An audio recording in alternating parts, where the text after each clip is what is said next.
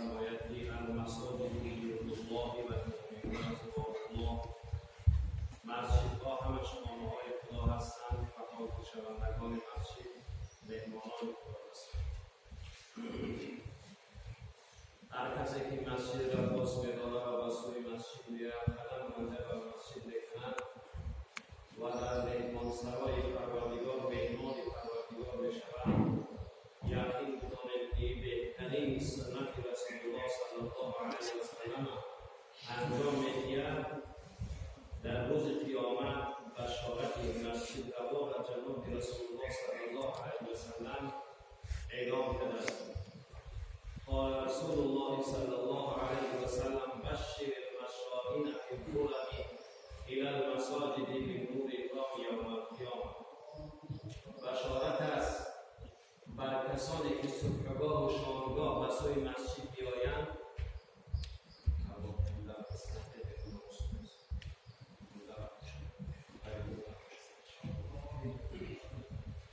کسانی که صبحگاه و شامگاه مسجد بیایند، در تاریکی ها مسجد بیایند، یقین به شما برادر اهل اسلام که مسجد سبب مکافات چگونه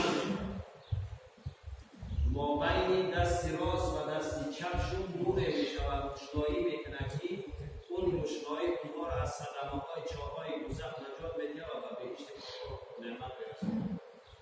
مسجد برادرای اهل اسلام کاری اندک و کاری عادی نیست. مسجد بهترین سنت رسول الله صلی الله علیه و سلم.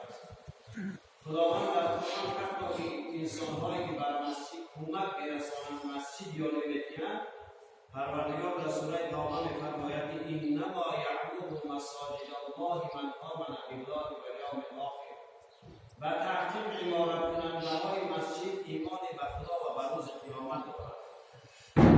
و اقام الصلاة و آت الزکات، برپا می‌دارند نماز را و ادا می‌کنند زکات را، و لم یخش از هیچ کس ترس ندارند الا الله، مگر یک جای ترس دارند از پروردگار. فعسى اولئک ان یکونوا من المهتدین. این جماعتی که احترام کننده های مسجد، راستگانان مسجد و بسرات آمدن شد مهمانی درگاه پروردگار در بیت خدا در مهمان سرای پروردگار می شود. البته برادر اهل اسلام این در روز قیامت از جمله نجات یافتگان است. فعسى اولئک ان یکونوا من المهتدین.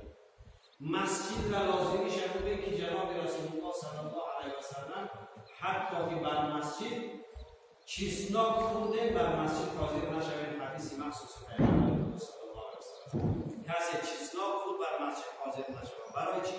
برای که وقتی که تو آبی میزنی بوم میکنی یا بو فاش میشود، مردمی که در فکر خدا و در فکر معنی سنا و در فکر رکوع سجود هستند برادر اهل اسلام، او چیکار میکنن؟ فکر پراکنده میشود. وقتی بو کی زد، این قلب رئیس اعضا است.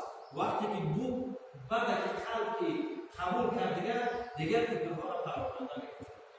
همین نماینده های پروردگار و حساب نکردگی پروردگار که تعداد رکعت‌های نماز و در صف پیش، صف دوم و دیگر صف‌ها و در امام عقب صف دوم چگونه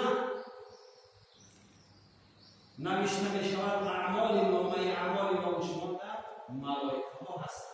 رسول معظم اسلام صلی الله علیه و سلم میگه شما نه فقط آزار برای خود بشید، نه فقط آزار برای یکدیگر، بلکه نماینده های پروردگار را آزار بدید. برادرای اهل اسلام، این مسجد چیزی هست که در تای کفن ذخیره و صندوق قلب حضرت جناب رسول الله صلی الله علیه و سلم میگه که مسجد سنت بهترین من است.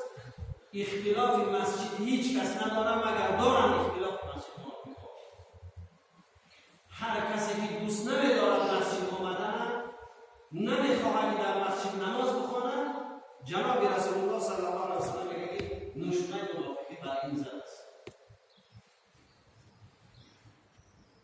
در حدیث صحیح رسول اکرم صلی الله علیه و سلم حتی که ابو هریره روایت میکنه که سبعة یظلهم الله فی ظله یوم لا ظل الا ظله. انسان در زیر سایه رحمت پروردگار هستند در روز قیامت. جناب رسول الله صلی الله علیه و سلم میگه در روز قیامت آفتاب بر بالای عرصات میاد، تمام عرصات میگیرد، مغز سر در دماغها جوشان میشود، عرق از تن آدمیان روان میشود به دستور آب روان. بعضی انسان ها جناب رسول الله میگه تازانی، بعضی کامیون، بعضی تاگلو، بعضی غرق شدن در عرق رفته است. هر کدام شیر انداز عبادت است. امروز که علم های گوناگون تجسس کردن برآمدن، گویا اختیار کردن که 150 میلیون کیلومتر آفتاب از ما بالا است. 333,000 مراتب